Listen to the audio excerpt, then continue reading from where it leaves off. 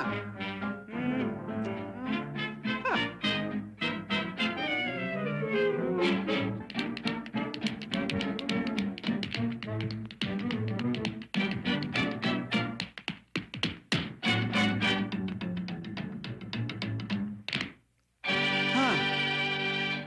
Hi, I'm Penn, and this is my partner, Teller. We're Penn and Teller, and we're not moving. This is a show about dance. A show about how ordinary movement, the kind you make every day in real life, can be turned into a dance. Anything, everything can be used to make a dance.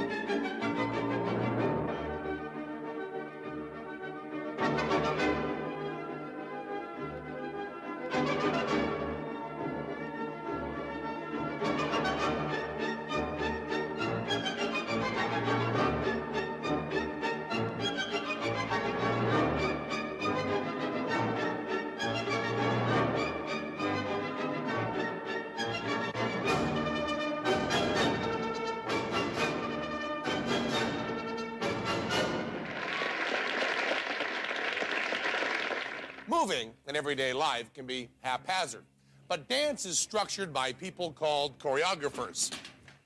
Choreographers design the series of movements that become a particular dance.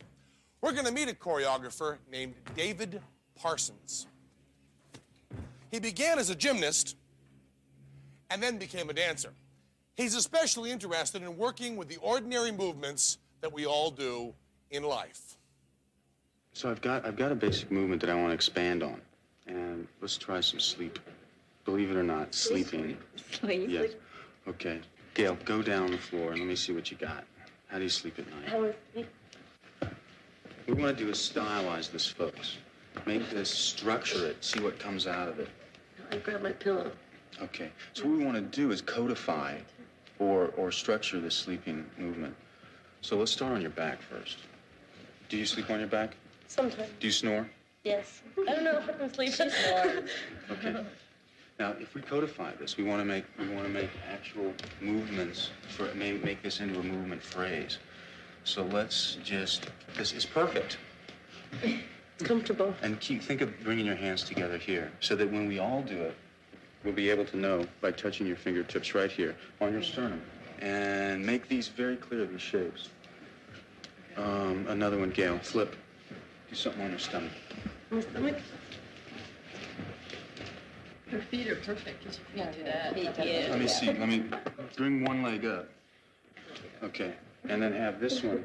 Let's mark this and watch, folks, because we're going to be doing this. Mark this one right here. So you're going to be having that on top of the hand, and let this one stretch out on the diagonal. Okay. Let's go back, and now we're going to stick it into a sequence. From here, we need one to get you over. Give me like a fetal position. Flip the other side. Okay. So flip to that side. Okay. Perfect. Bring this palm here. Everybody look. We're going to stick this palm here. So we just codify this. Okay? Good. Now go to the next one. And now you're going to go to 3. And now let me see 4. Okay.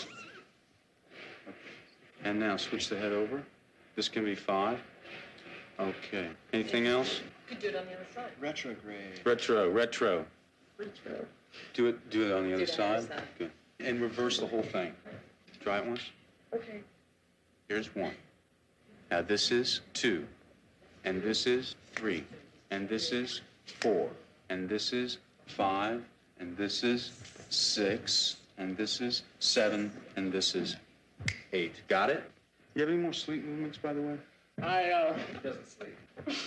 You know, sometimes you curl up more rather than, I usually sleep like this sometimes. What if you bring this up? Now let's take this guy's sleep movement here. Try and bring this around. Yeah, we'll try and stylize it a little bit more. Okay. Could you grab onto anything? How about through here, down through here? That's it. Now grab this. Wait, over the head. Looks real comfy. Sort of like this. Now do it slowly. Now let me see the twist. 1, 2, 3, 4. There. And back, 2, 3, 4, and 1. Okay, so that's what happens if we take it and try and make it into something unreal. I don't think it's going to work for this one. I don't think it is. I think, but thanks for trying.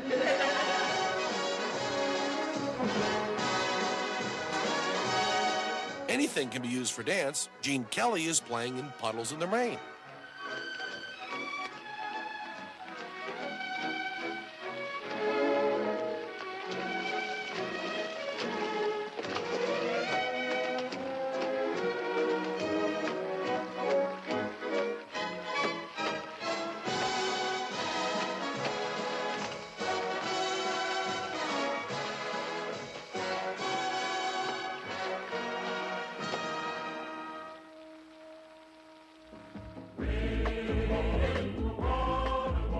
These dancers are pretending to be wading in the water.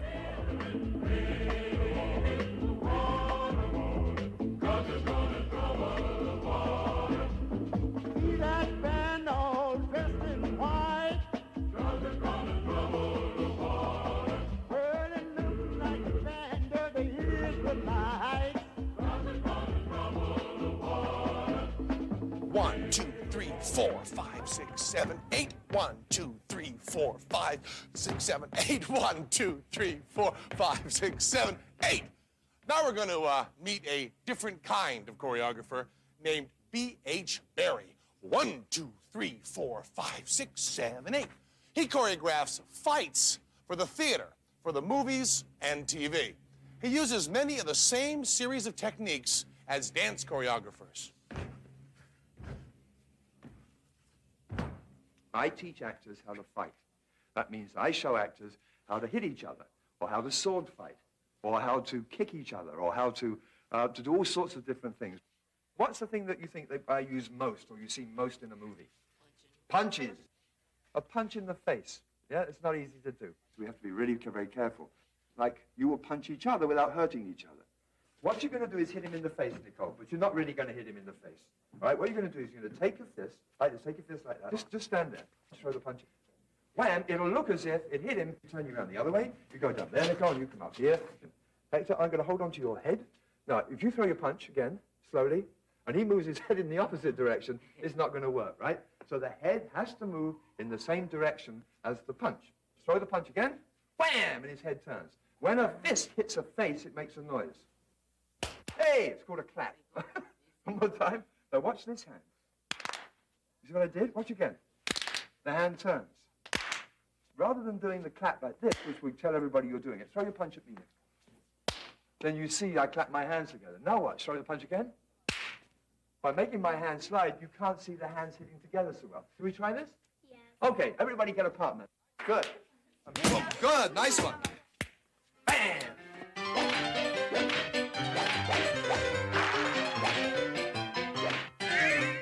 Take my head, and you just bounce my head down towards the thing, but don't push too hard. It's not real. And down, and then you let go. So it goes down, and then you let go. A little bit bigger. Take my head right back, and oh! That's a good reaction. What's happening? Yeah, when you're going down, your hand's hitting the My chair. hand hits the chair. Watch. And comes up to my head. Don't do this. Don't hit your head on the chair, right? Don't do this. Bring your hand to the back of your head because it won't look as if you hit the front of your head. So as you hit the chair, you pat the chair and you bring your hand up to the place where you hit. Okay, everybody take a head, find a piece of furniture and bash somebody's head again. Good, that's it. Kneel down.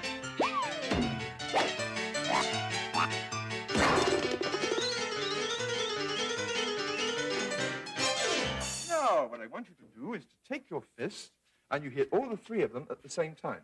Two ways of doing this. Remember, two ways of doing it. You can do it with counts, which is what they do in dance. 1, 2, 3. What I do is you turn, you look, and then you hit. Wham, which is the same counts. Wham! Got a little bit more intention. See, got it again, harder. 1, 2, now. 1 and 2. So now you've seen we found the basic movements we're going to use, and one of the ways we'll shape them is with a beat or a count. 7 and 8 and 2, 3. One of the ways to make a dance interesting is to change the speed. Good. Stop. So now we're taking it and we're speeding this movement up now. So if we take it a step further, we'll do it totally fast. Well, this will give it a kind of a shock treatment, almost a nightmare. Yeah.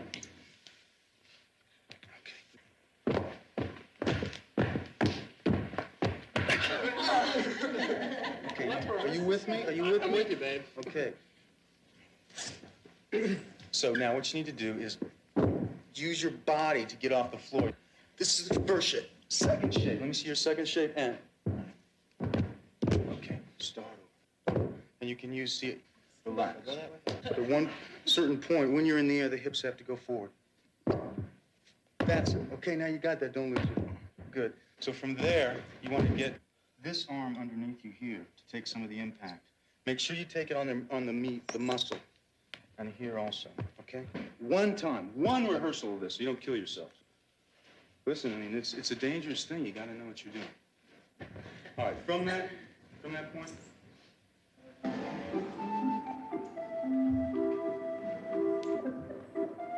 The spacing is good. Can you see it? That's it. It's a good place to catch your spacing right there. Keep it clean, nice and clean. Good.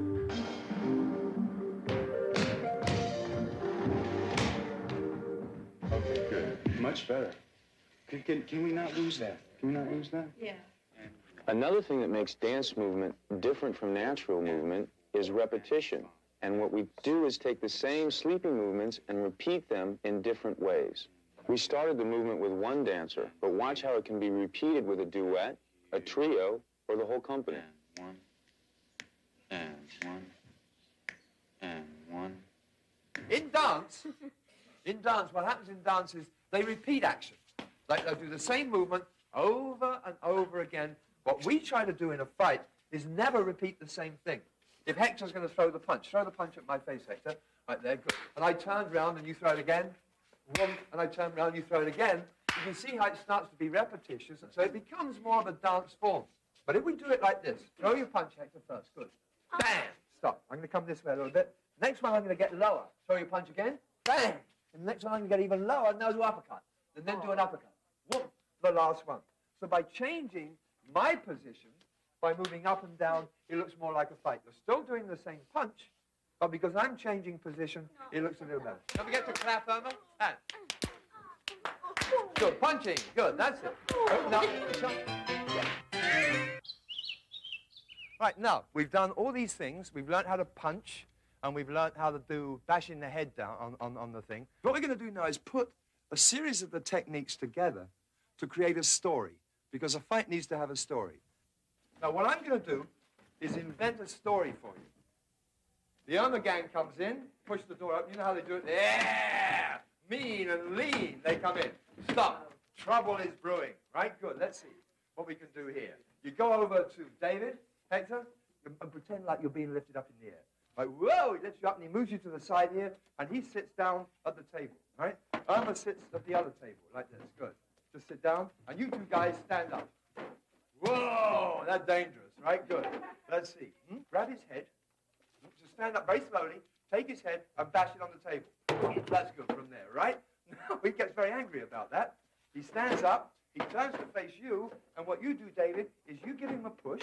Just give him a, watch out your feet. There, and you go running through the door. Watch out, he's coming through that way. And he goes, wham! And David, you go up.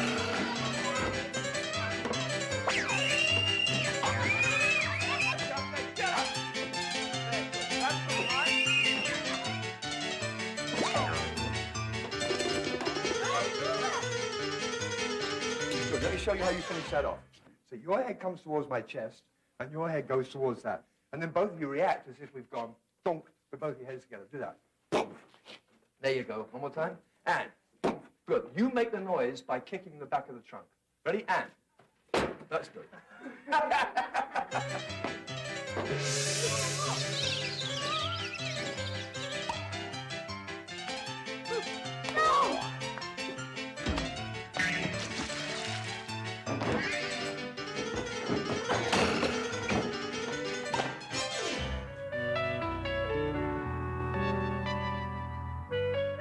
Since the piece is about sleep, naturally you think about it on the floor. But as a choreographer, you can do anything you want. Maybe you'd like to have the movement bouncing on the floor.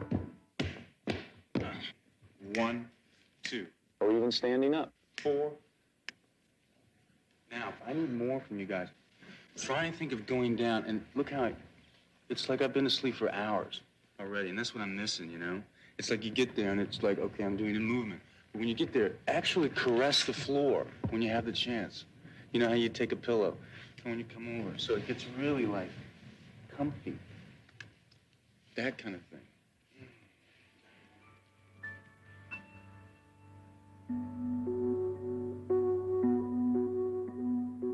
I've decided to keep the dancers in a dreamlike state. But these are not just a bunch of dancers sleeping around the stage. So we're taking sleeping, which is very real, something that everyone does every night, and making it into something that's unreal. So when I found the movements, I just started to play with them, and I made something pleasing for me. Roll back. Slower, honey.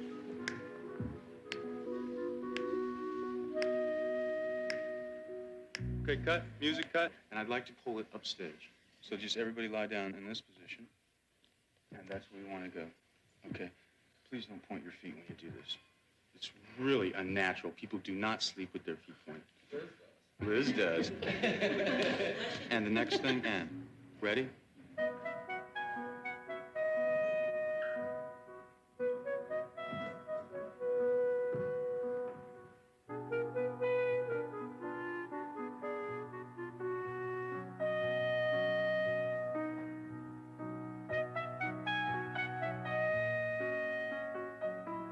Keep the arms the same, please.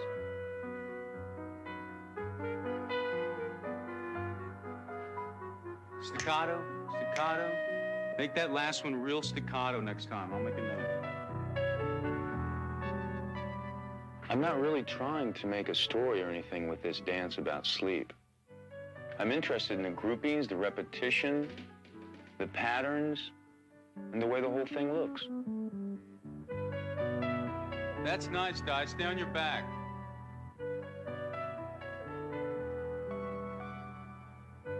Di, we might want to do that on a diagonal. Then you can get off easier. You know what I mean?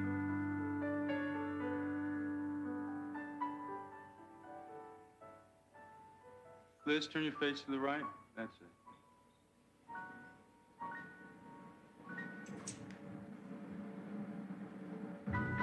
And your head. Almost, Gailey.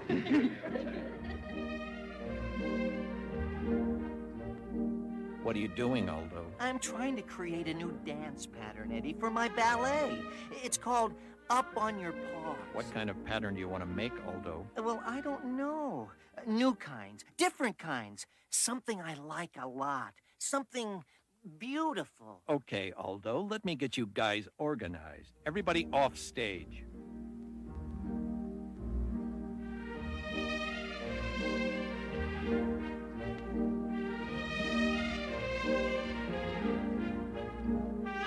Good, Aldo, a duet.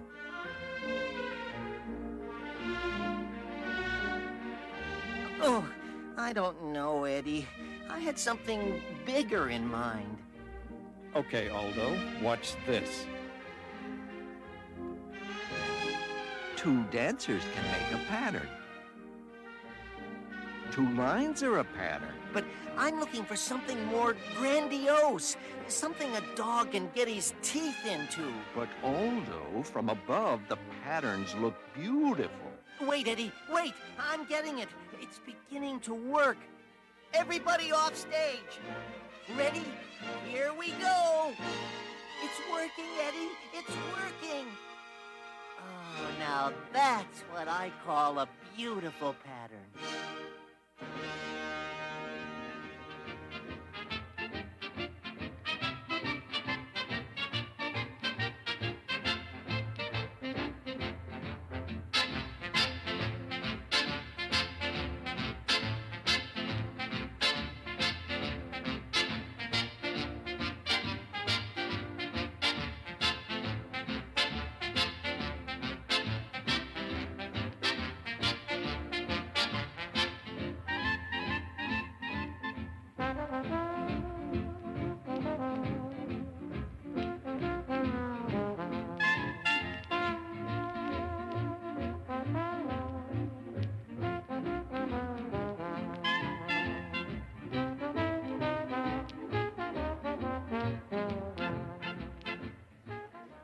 I want the viewer just to look at sleeping differently, and I think they do.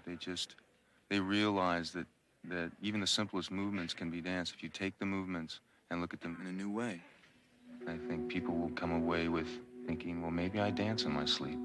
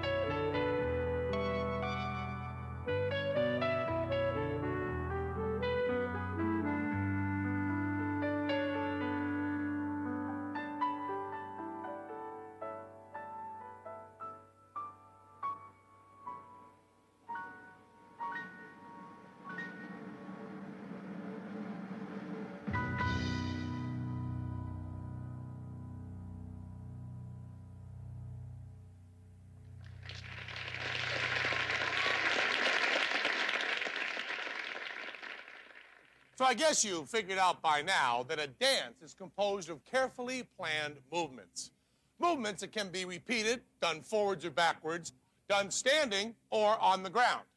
Movements that you might find lots of people, even your friends, doing in their everyday lives.